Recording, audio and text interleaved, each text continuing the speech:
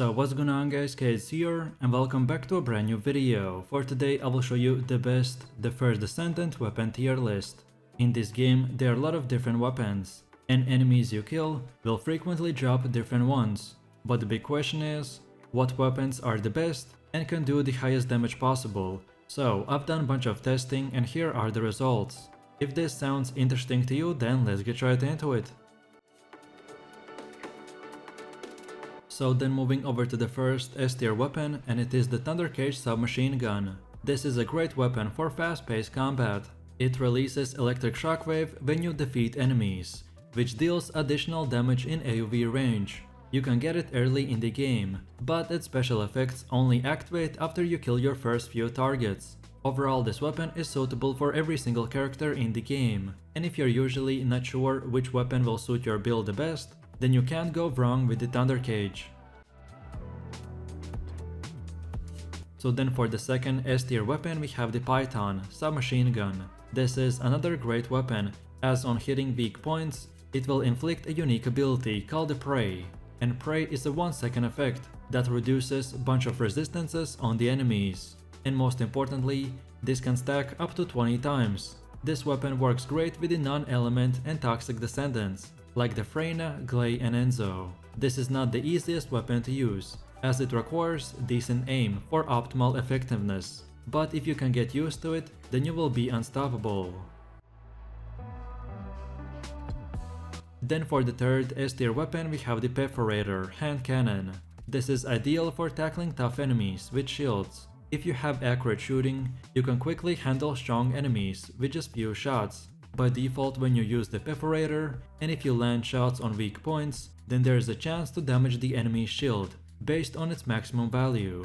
Higher firearm levels will increase its damage potential, and if you completely deplete an enemy's shield, it may also stun them. So overall, this weapon is great for every single class, and it's very effective against enemies with shields. So then for our next S tier weapon we have the Secret Garden tactical rifle. This semi-automatic rifle stands out in this tier by restoring your tech custom resource and increasing its damage. If you use the mentioned skill, it can sometimes recover a custom resource, or if you use the tech skill, it will grant you a unique ability called the Pest Control, and this will increase your ADK and skill power by 5% for the next 5 seconds, and it can stack up to 3 times. Overall, this weapon is good for characters that use dimension or tech skills, which primarily is Glay or Ajax. And lastly, you will get insanely high firing rate and ammo capacity.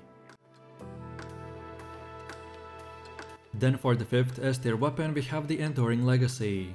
This machine gun accelerates the triggering of the elemental effects, such as burn, chill and etc., while reducing enemy elemental resistances. It's perfect for Descendants with elemental skills such as Lepic, Essimo or Blair, and when you hit an enemy with the Enduring Legacy, it increases the chance of triggering the elemental status effect and inflict the cleansing on the target, which reduces the fire resistance and applies burn. Hitting a burned enemy will boost your weapon's ATK and apply this buff to your next attack. So overall, this weapon has high firing speed, good reload efficiency, easily applies attribute-based status effects, and is perfect for the fire element characters.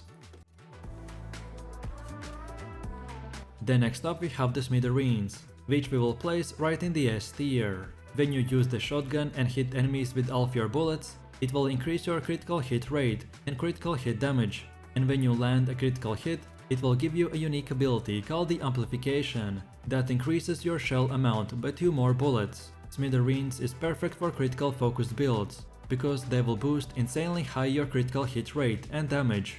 I recommend to use this for characters like the Sharon and Bunny, but it takes time to realign aim after each shot.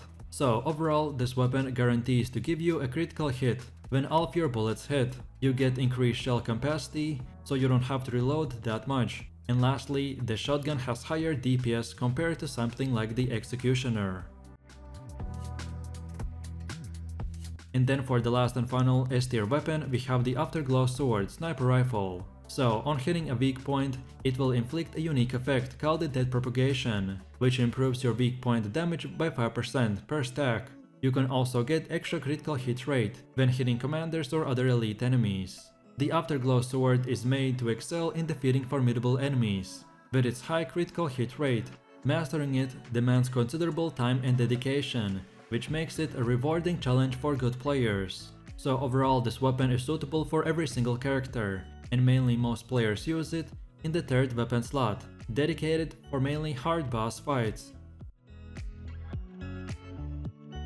So then next up we have the A tier, and the first weapon that deserves to be in here is the Fallen Hope Assault Rifle. So when you hit enemies that are poisoned, it increases your ATK and applies even more poison damage buff. And when you defeat an enemy, then that same guy on his death will trigger an explosion, which will inflict even more AoE damage. The explosion's chance to trigger is 30%, and it will do more than 55% additional damage on top of everything else. The Fallen Hope excels when used against poison enemies, benefiting from its unique synergy with the Freyna abilities, as she is currently the only one Descendant that is capable of utilizing this effectively. So overall, if you are a Freyna player that wants to use the highest damage possible weapon for your specific class, then here you go. Then next up we have the Craig's Reverse Fate, which we will place right in the A tier. Here we have another tactical rifle, that when you hit an enemy with the max shields, it will proc a bombardment and have a set chance to inflict burn effect on the target. When both of these effects are activated together, they will do 100% more weapon damage in the first hit, and then plus 10 extra% for the next 3 seconds. Overall, this weapon enhances your AoE damage, however, it reduces your accuracy by 20% for both aimed shots and hip fire. So then for the next A tier weapon we have the Executor shotgun. This is one of the game's strongest weapons. The more pellets that hit your target in a single shot, the more damage the shotgun deals. Additionally, the shots electrocute enemies, increasing its damage even more. And then when all bullets hit, the Executor's exhalation activates for the next 5 seconds, but missing shots reduces the effect range. On max power, firing removes the effect, boosts firearm ATK on hit, and electrocutes the target. Hitting that target further boosts the firearm ATK even more, and applies this buff to your next attack. Overall, I recommend to use this weapon for fast moving and up close and personal characters, like the Bunny and Sharon. Then for the next one we have the Wave of Light, which we will place right in the A tier. So after you reload the Scout Rifle, it will give you a unique ability called the Solar Halo that reduces your recoil by 50% and increases your critical hit rate by 45%. And then when you hit enemies while the previous Solar Halo ability is active, then now a brand new Lunar Halo ability will activate that lasts for 6 seconds and applies a 50% debuff on the enemy. So overall this weapon will boost your critical hit chance after reloading and will reduce enemy healing when hit afterwards. It offers superior DPS compared to something like the Blue Beetle, making it a versatile choice for every single Descendant. So then for one of the last A tier weapons we have the Sigvores Proof. This is a launcher that excels with its ability to stick and detonate grenades, which will deal a bunch of damage. However, its detonation timing could benefit from improvement, so it's possible that the devs might be buffing this weapon very soon. Overall, the Sigvores Proof is obtainable through the current Battle Pass Premium upgrade. It's very effective to clear weaker enemies with its AoE, and it will inflict burn, so mainly I recommend to use this weapon for only the Blair character. And then for the last and final A tier weapon we have the Nazeistras Devotion. This is a versatile hand cannon that reduces the enemy's defenses when hitting a weak point, making them easier targets. It also restores ally shields by sacrificing your mana. This is perfect for support-oriented Descendants like the Jerbear and Yujin. So, the main selling point of why this weapon is so highly ranked is because when hitting an enemy's weak point, it applies the unique Devotion mark, which makes this gun great for starting boss fights to get insanely high single target damage. So then let's go over to the next B tier, and the first weapon that we will place in here is the Blue Beetle Scout Rifle. So when you use fusion skills, it will give you a unique ability called the Arcane Energy, or when you use the Singular skill, then it will give you a Purification skill. Both of them will trigger 50% of the time, and the Arcane will give you increased skill critical hit rate, while the Purification will remove any debuffs from your target. Overall, the blue beetle isn't the most powerful gun in the first Descendant, but it balances offensive and defensive play, making it reliable for versatile characters like the Yu Jin or Valby. Its buffs are tied to the skill usage, which can be somewhat inconvenient. Then next up we have the final masterpiece, that we will place right in the B tier. This is a very versatile handgun that offers various buffs upon each reload, such as increased critical hit rate and fire rate.